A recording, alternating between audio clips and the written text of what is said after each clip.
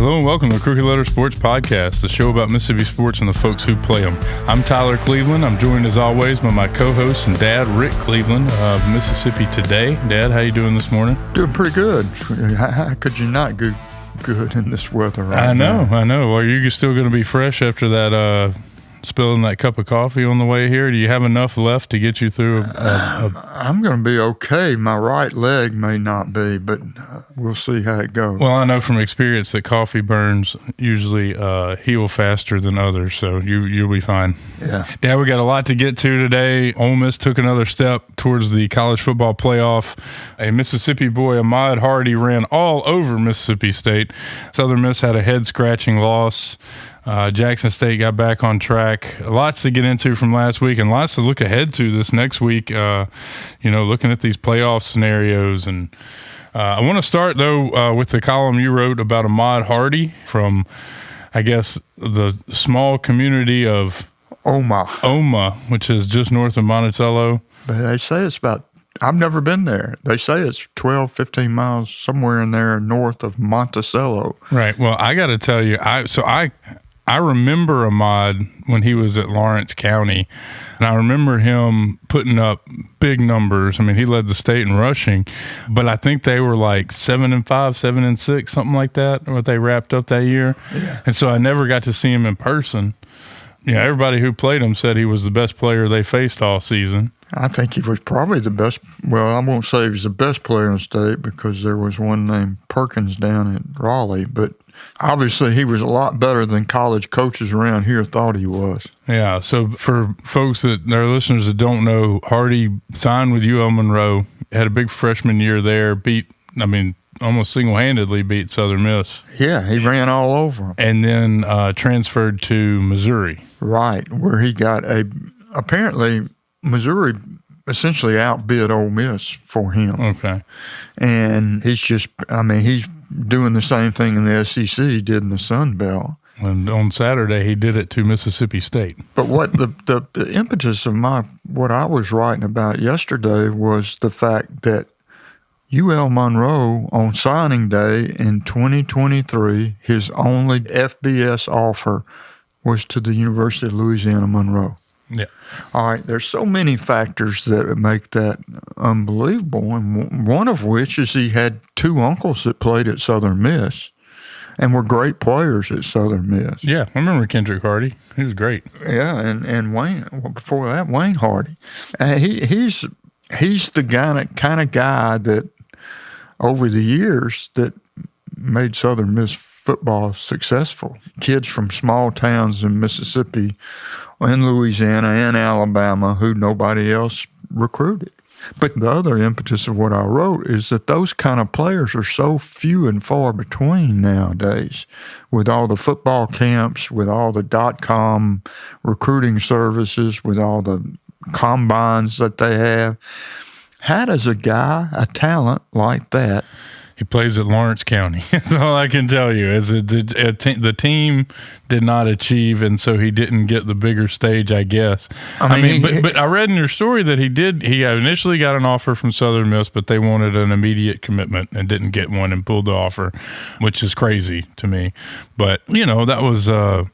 It was one of those things where, and I was looking back at the list of the other running backs from Mississippi that year, and I don't think, none of them have achieved, outside of, like you said, Suntarian Perkins, who's not playing running back anymore. None of them have achieved at the level that Hardy has. No, I'm guessing that he's probably making $1 million a year right now at Missouri because they're not only are they paying him, I don't know the number. I'm sure it's hundreds of thousands of dollars, but they're selling every kind of Ahmad Hardy merchandise, jerseys, jackets, T-shirts, This is great. How far does $1 million go in Oma? Oh, you could live the rest of your life on $1 million in Oma.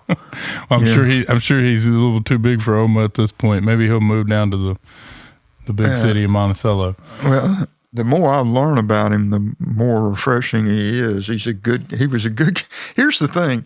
You got a lot of talents like that through the years that haven't made it big in college football because they weren't good students. They couldn't get qualified. He's a good student. He's a good kid. Yeah. Seems like a great guy. I've read the quotes from his high school coach, who seemed like a good guy too. Yeah, he is, and they're, I'm pulling for the kid. I wish he was playing for one of our teams. Oh, can you imagine him and Q1 Lacey on the same Ole Miss team? Yeah, both of them would want a lot more carries than they were going to get. That's for sure. Right. They're both workhorses. Well, let's transition. Let's talk about Mississippi State for a minute, because that was the game. The impetus was Hardy went off. I mean, ran for 300 yards on State, averaging almost 14 yards a carry. Yeah, 25 carries, 300 yards, 3 touchdowns. And as impressive as he was, this Mississippi State defense now, since the fourth quarter of that game against Texas, has looked awful familiar from what we saw last year. The Bulldogs now need to win the Egg Bowl to get to a bowl game. And I mean, I've sat in this seat. Do you remember a couple weeks ago when I sat here and said it's no longer a question of how if State will win 6, it's how many they will win? Well, buddy, things have changed. Yeah, things have. And I've been saying every week pretty much on this show that I thought under the right circumstances, State could win the game, the Egg Bowl. Yeah. I'm not sure I think that anymore. Well, I think they can. I mean, I've seen too much to know that they can't win the game. But I will say this. Everybody's talking about Kamario Taylor and Blake Shapen and who they should play and if they're thinking about the future, whatever. I am more worried about the defense, because that was what was keeping them in and giving them a chance to win those games late. And now that's gone. I'm wondering where this leaves Mississippi State and Jeff Lebby. I think he'll probably be back for another season no matter what. But, I mean, you look at the record, especially in the SEC, it's not – what is happening now is not working. Again, they're way behind. He started way behind the 8 ball, and I wish I was privy to how much money they're spending on NIL. I know they increased it a whole lot this year. They spent a bunch of money this year. But I don't think they're anywhere near where Ole Miss is in spending money. Well, you don't need to be where Ole Miss is. You just need to be – I mean, you just got – I mean, you have to be good enough to win 6 games, right? Yeah, well – the schedule's tough. I know. I get it. I don't know. I'm not sure what Ole Miss's record would be against State's schedule, because it's a lot different. It is.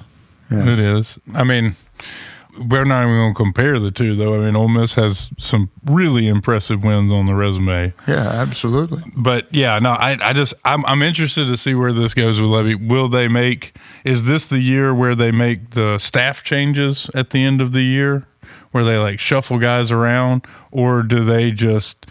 Let's say they definitely keep Lebby. It's a terrible year to be hiring a coach anyway.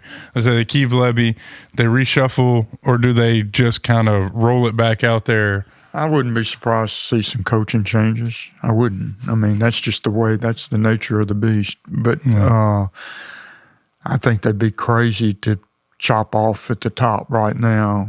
I think they have. Clearly, they've had a much better season than the 2 that have preceded them, and they're a better program right now. And what they need to concentrate on, I mean, let's face it, at the SEC level, at the Power 4 level, it's all about how much money you're spending. Yes, and whether you can find offensive and defensive linemen, I would argue that's where you ought to spend the money if you can. I just feel like they're banging their head against the wall. I'm not sure they're better. I mean, like at one point earlier the year, I thought, yes, this team is much, much better than it was. But like these last couple of games, man, and I know they've been playing some decent teams, but like, I mean, this is the defense is almost where it was last year. And it's not, if you watch the game, it's like effort and, tackling. I mean, it's not even, it's just the same players that it was earlier in the year. They're just not playing as well. They sure couldn't tackle number 29. You damn right about that. Did you see another thing that a part of that column that was really interesting? In that run, the 72-yard run he had where nobody in State secondary could catch him. Yeah. Clocked him over 21, didn't they? Over 21 miles an hour in full football gear. Yeah. which is, and that's was the knock on him coming out of high school, right? Apparently, nobody thought he had breakaway speed at all, although, God, that might be the most overrated thing for a running back is, quote, top line speed. Yeah, because how many times do you get there? Yeah, well, you got to have the vision to get there. So you got to have the vision. You got to have the quick feet. You got to have the power. Yeah, the only what I usually say to people who say that running back is too slow to play college football, I usually just give them the Damian Fletcher. Yeah. He's a good one. Yeah, Wilbert Montgomery, going back through Mississippi history. Deuce McAllister. Well, one thing we hadn't talked about is how most of the biggest names in Mississippi football history were not highly recruited. Yeah, you're right. We've never talked about that on this show. We haven't talked about it today. I know, I got you. That's a good transition, Dad. We need to talk about the Ole Miss Rebels. They have got one more game against Mississippi State, and that will, if they win the Egg Bowl on the Friday on Black Friday, they're going to host a playoff game. They're still technically in contention to get in the SEC championship, and it's a fun topic to debate whether they would actually want to be in the SEC championship. My gut answer is yes, absolutely. If they can get in the SEC championship and play for one, as a near 40-year-old adult. Only one team from Mississippi has ever played for an SEC championship in my lifetime, so it would be fantastic to see it again, and God forbid they win. That would almost be – I would rather have an SEC championship than lose in the second round of the playoff. And you can call me crazy, but you get to hang the banner. You know what I mean? It totally happened. So anyway – I think they'll be heavily favored in the Egg Bowl. Don't have a line on that yet because it's next week. Let's make it. What would you make it? In Starkville, I would make Ole Miss a 10.5-point favorite. I was going to say 10. Yeah. I don't think – you give State a little bit of credit at home.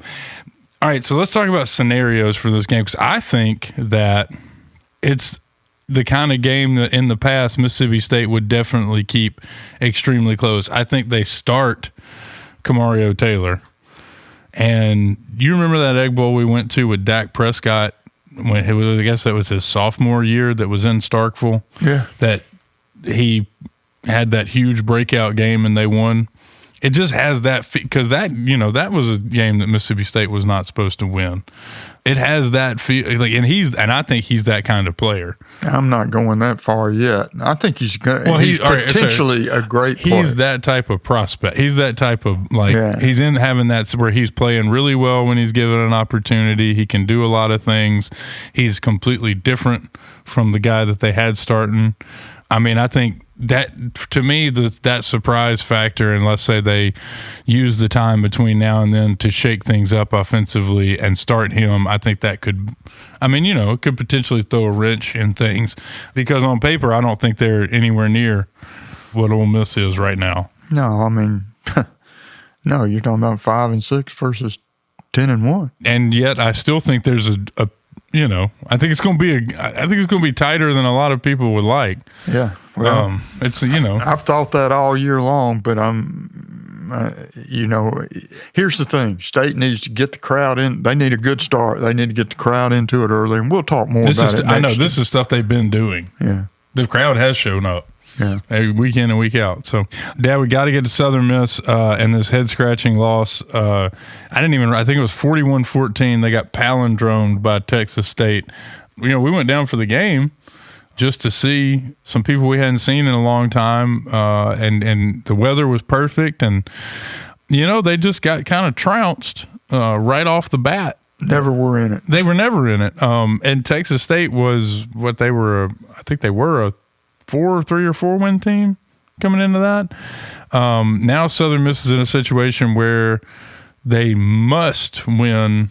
They need to beat South Alabama at South Alabama on the road, which they've never done. Right.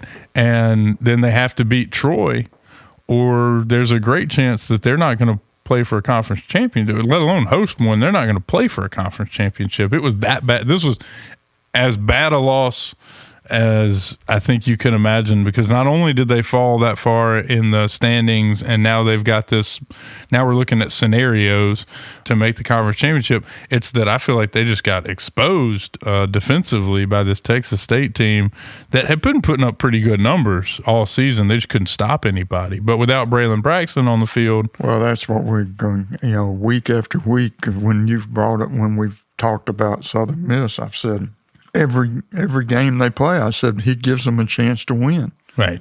Well, he wasn't there. Well, is he that? I mean, obviously he's not the difference in 41-14, but, I mean, maybe they could have finished a couple of those drives early and changed the tenor of the game. But, I mean, defensively, they just couldn't hang. Yeah, they got the Texas State quarterback. A freshman. It's really a redshirt freshman who's going to probably make a lot of money in NIL next year. He's so little.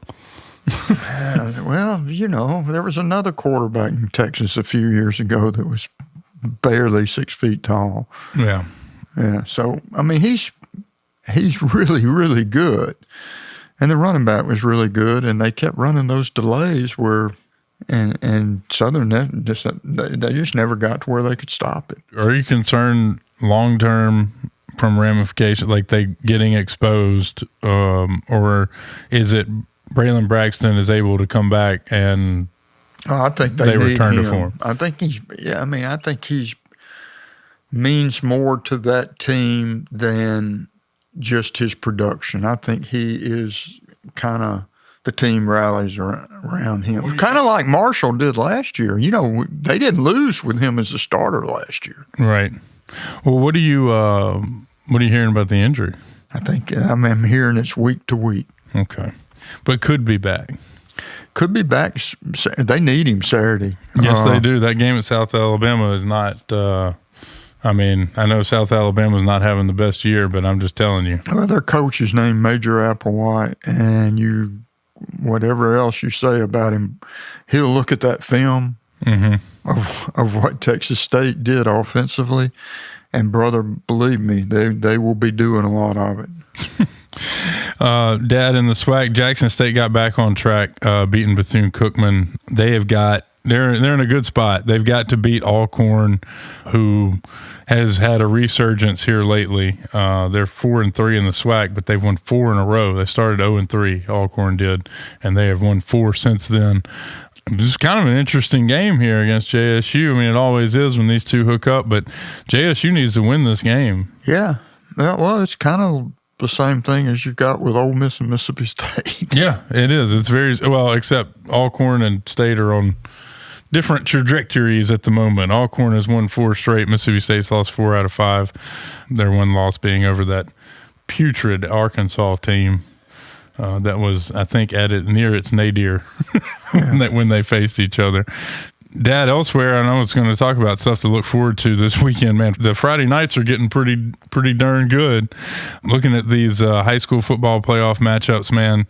Woo! On Friday night, I'm going to give you 4 performances when you tell me who wins your player of the week. Are you ready? Yeah.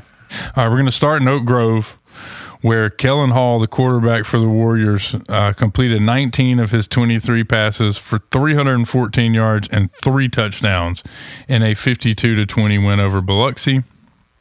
Solid.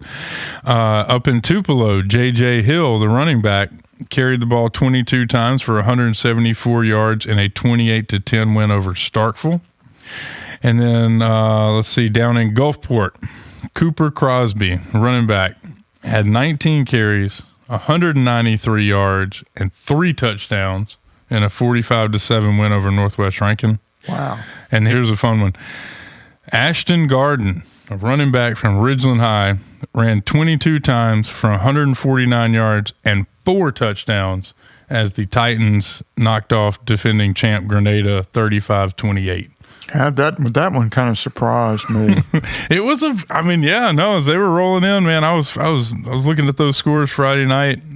I just, I don't know which game I wish I was at. I know where I wish I was this Friday night for sure, because if you look at these matchups, Brandon at Oak Grove is Friday night. Germantown is at Tupelo, and I'm going to go ahead and say right now the Mavs are not. I mean, they very much could win that game.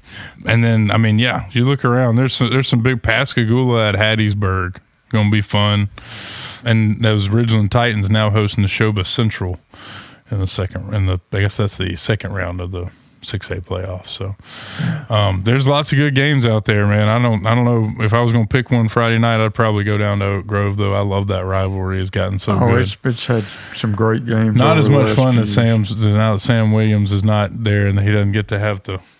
They had the rivalry really had an edge to it when he was still at Brandon. So interested to see how all that shakes out. Dad, what else are you looking forward to this week? I hesitate to even bring it up, but because it's so fluctuating. But I'm ready for this Kiffin thing. I knew you were going to say it. Kiffin watch. Yeah, I mean, I'm not necessarily looking forward to it, but I just. It seems like, it doesn't seem like it does. We do go through this every November.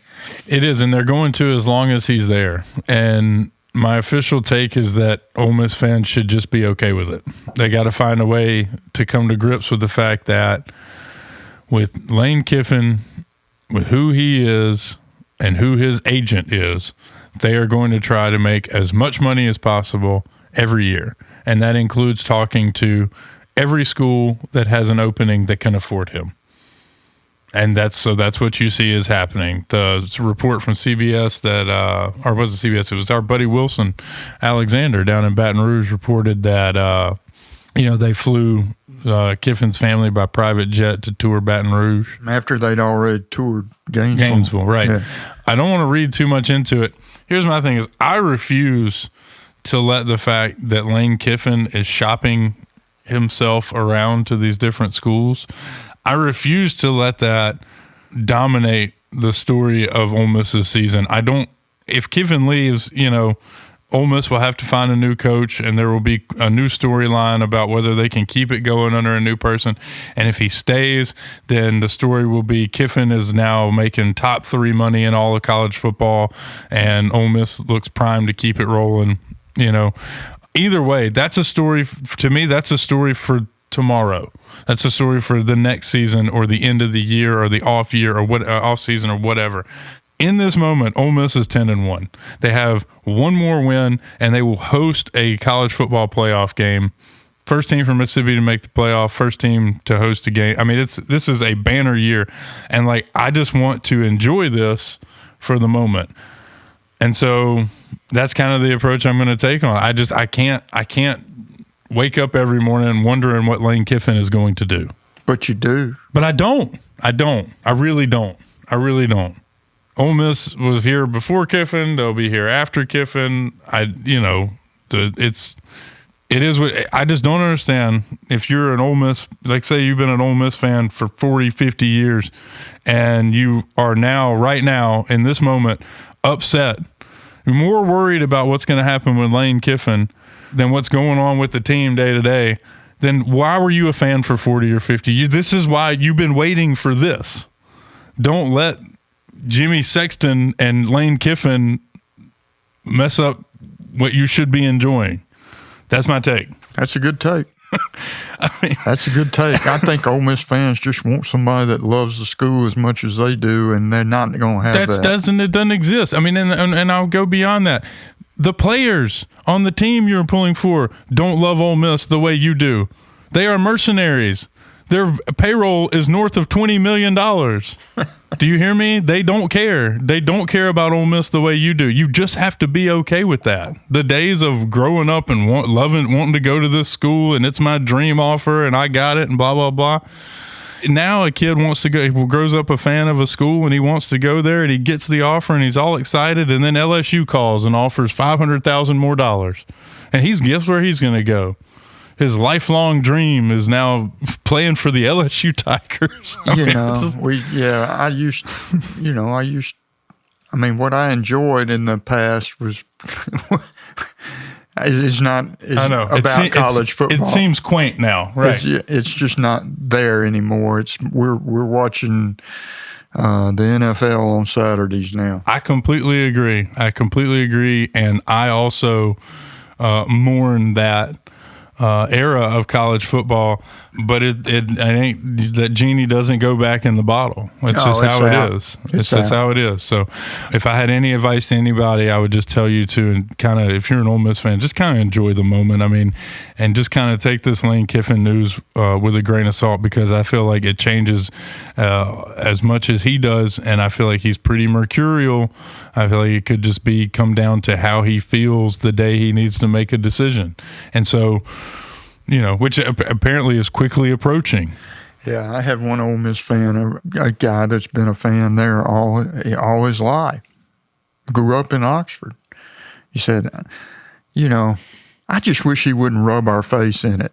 That was his take. Well, the deal is, you get more money by showing that somebody else is willing to pay you more, and getting the fan base to start demanding that your school pay you more.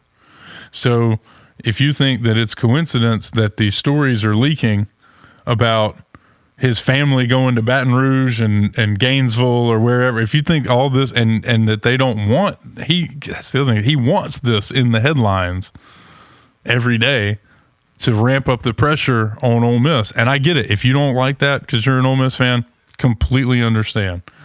But do not let it ruin the moment for you, because he may go, and this may never. It may be another 50 years before Ole Miss plays for an SEC. You know what I mean? It has this opportunity. So I can't get down with worrying about it every day, and I hope people are able to enjoy it without the big distraction that it apparently is. I think that's a good way to end this. All right, everybody. Y'all have a good week out there. Stay safe if you're traveling, and we'll talk to you for our Thanksgiving episode next week.